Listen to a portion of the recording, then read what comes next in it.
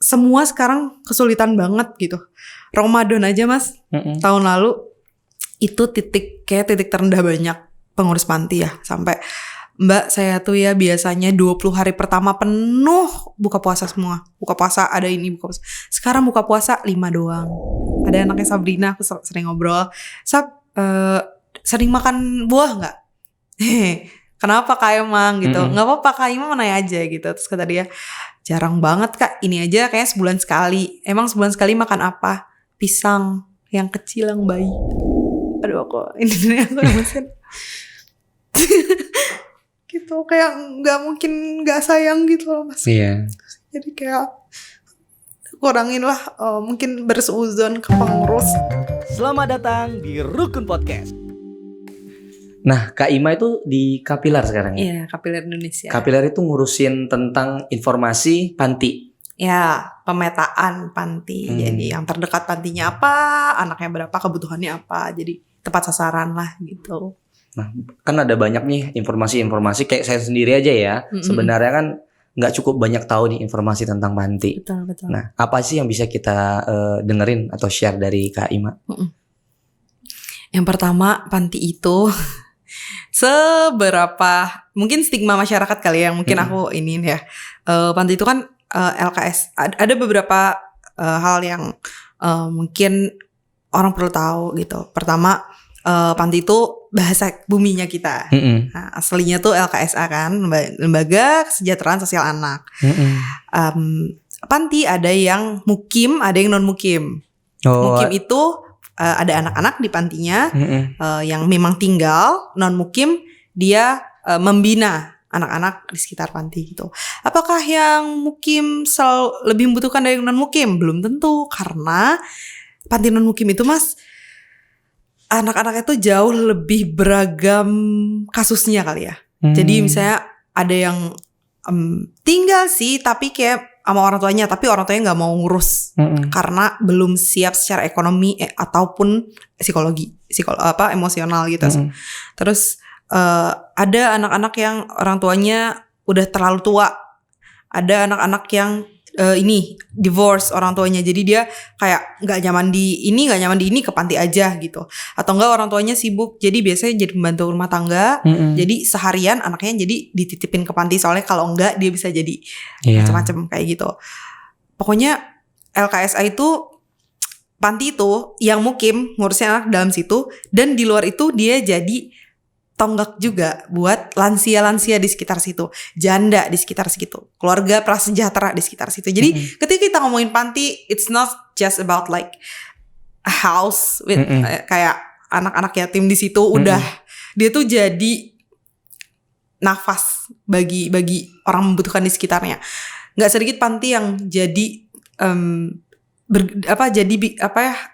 gantungan 2 kelurahan untuk bikin acara pengajian, TK, TPA, dan lain-lain gitu. Dan yang non mukim aja, yang anak-anak yang nggak mukim, pendidikannya. Kalau misalnya makannya kurang bergizi itu tuh diurusin panti.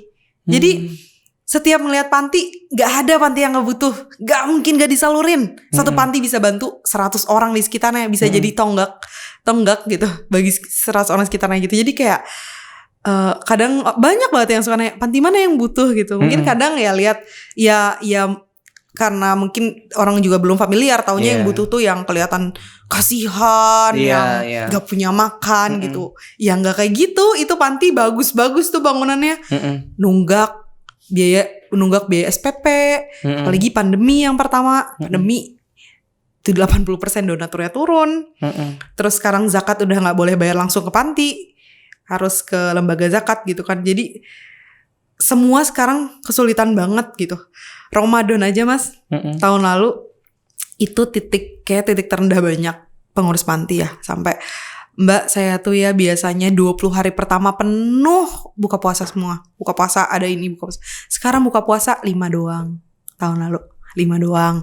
Karena dulu tuh kan ngumpul ya kalau kita ada acara di panti atau kita manggil anak panti kan biasanya mereka bergantung ke santunan dari sana. Itu kalau misalnya ulang tahun nih manggil anak panti, kita kasih santunan sama pengurusnya, dikumpulin diiniin buat biaya akhir tahun ujian. Biasanya ujian tuh misalnya mereka SPP 200.000, ujian tuh mereka bisa 800.000 dan itu langsung 20 anak gitu. Jadi kayak mereka selalu butuh gitu. Jadi ya itu jadi tentang ya udah lu ikhlasnya yang mana tapi bantu gitu.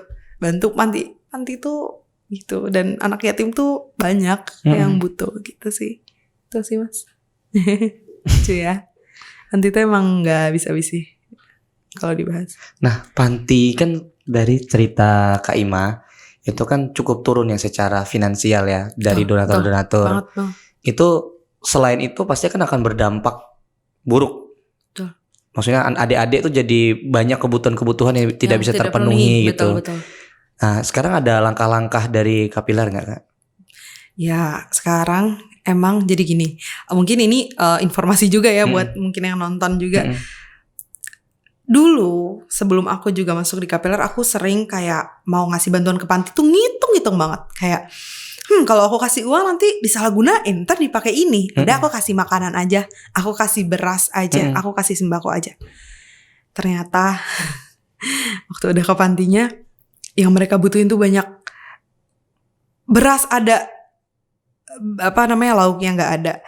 Setiap bulannya buat alat mandi, alat mandi doang. Itu tuh berapa? Belum panti yang mungkin panti luar biasa buat pampers doang 8 juta sebulan.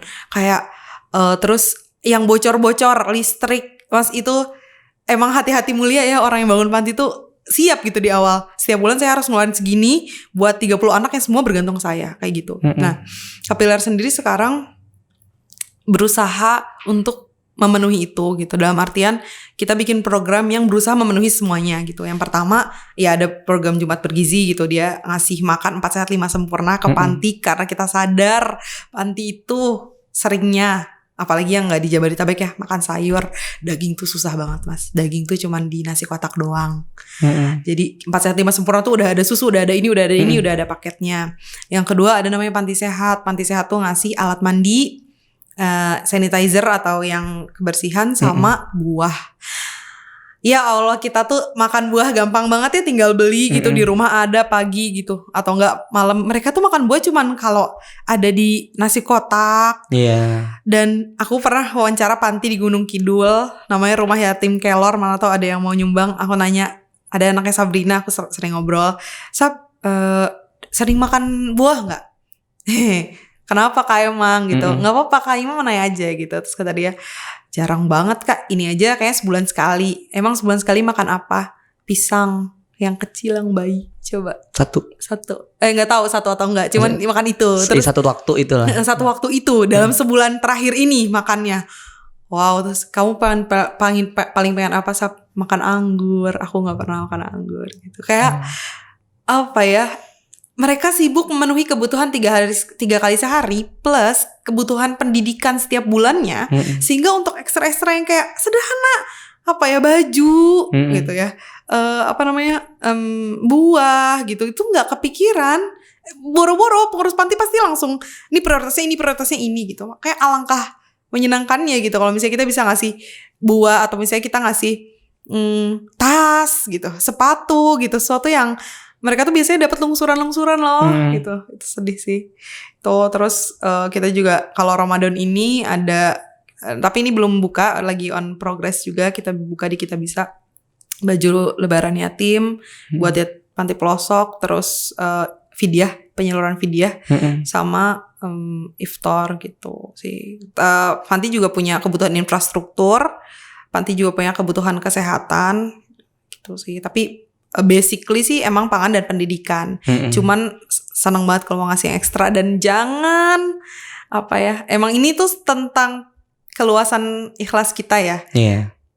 Jangan ragu kalau mau ngasih uang ke panti. Ya Allah, kayak itu nggak mungkin. Berapapun itu ya. Betul. Kalau pengen nyari cuan, nggak mungkin pengurus itu mau jadi pengurus.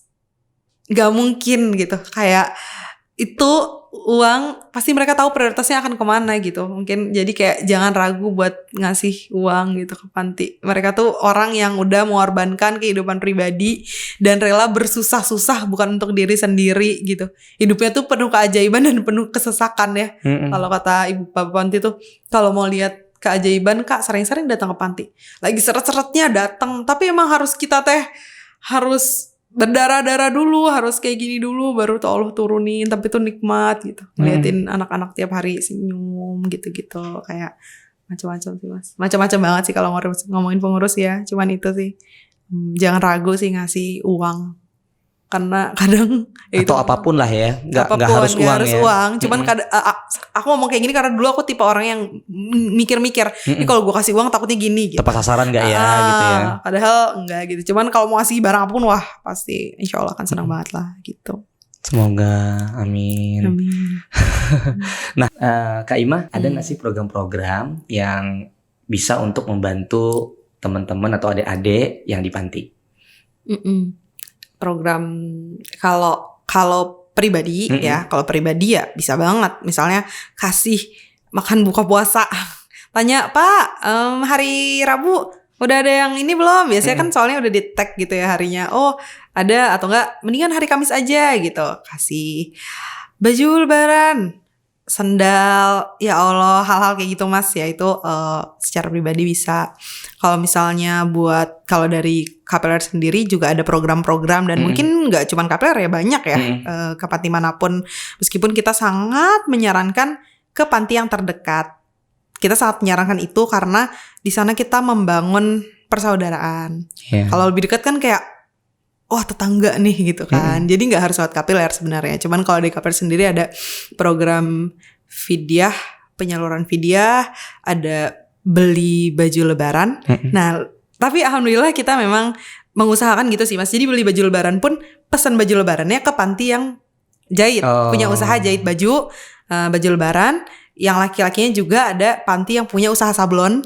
Jadi nanti kita bikin desain merch Islami gitu kali ya, tapi yang gaul gitu kan. Nanti jadi dari panti untuk panti itu sebenarnya namanya baju lebaran yatim kalau nggak salah.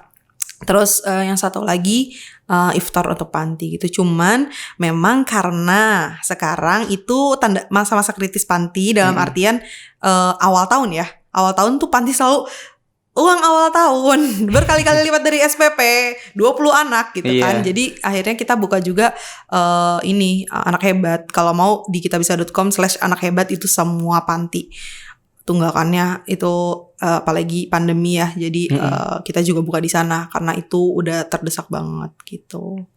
Gitu sih, itu aja. Cuman kalau misalnya teman-teman mau yang lain juga ya bisa, silakan gitu. Kalau misalnya bingung pantinya di mana ya cari di website kita bisa, atau kita cari di website kita bisa. Maksudnya cari di kaplenindonesia.com. Cuman kalau misalnya ada panti yang belum terdaftar di sana, soalnya kan kita baru ada 300 panti ya di seluruh Indonesia. Ya banyak yang belum terjamah, orang satu kota aja ada 200 gitu kan. Jadi bisa daftarin biar mereka dapat program kita, si panti-pantinya itu. Mungkin bisa hubungin CS kita, ini ada panti yang mau mendaftarkan. Gitu sih. Soalnya harapannya memang ya harapannya semua dari panti untuk panti, dan semoga panti-panti yang minim donatur. Soalnya kan banyak panti di pelosok dibangun karena kepedulian gitu-gitu tuh biasanya nggak punya yayasan tuh biasanya emang donaturnya minim banget, dan mereka berusaha semandiri mungkin dengan bertani dan lain-lain. Nah itu semoga juga terjamah gitu. Jadi juga dapat bantuan dari orang-orang yang mungkin lihat aja di website kita, lihat nggak harus lewat kita, bantu gitu seikhlasnya ya, seluang ikhlas kamu bantu gitu. Dan itu anak yatim tuh aduh emang kalau ketemu secara langsung tuh aku emosi gitu, kayak nggak mungkin nggak sayang gitu loh Mas. Jadi kayak kurangin lah mungkin berseuzon ke pengurus atau ke program-program yatim gitu, karena kalau misalnya kamu tahu perjuangan pengurus panti apa ya, ngorbanin hidupnya gitu buat ngidupin anak-anak ini. Kalau kamu tahu kayak berharganya anak-anak ini, masih kecil aja masulnya sulit gitu, masih kecil aja tuh udah ngerasain kekerasan dan lain-lain tuh, kamu nggak mungkin nggak bantu gitu. Jadi nggak harus lewat KPLR, cuman kalau misalnya kamu datang aja dengerin aja pengurusnya, lihat anak-anaknya ngobrol sama mereka tuh nggak mungkin nggak sayang gitu.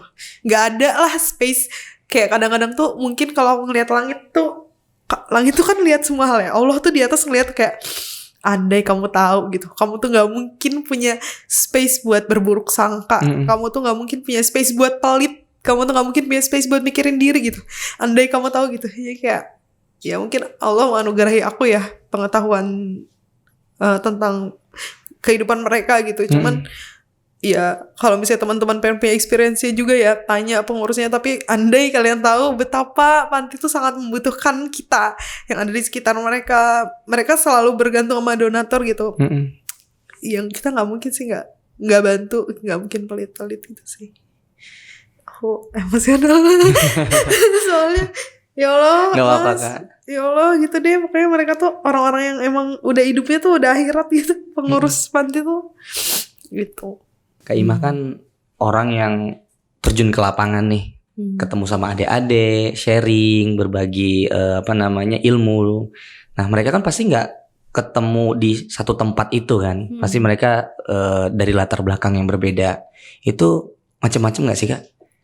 Macam-macam sih, macam-macam banget. Ada yang banyak yang ditaruh aja di depan panti waktu masih bayi. Ada yang biasanya nganterin. Nih saya, nah itu biasanya nganterin nggak tahu ya itu ibunya atau bukan. Terus pokoknya nemu bayi gitu-gitu. Ada yang memang ngakunya nemu bayi.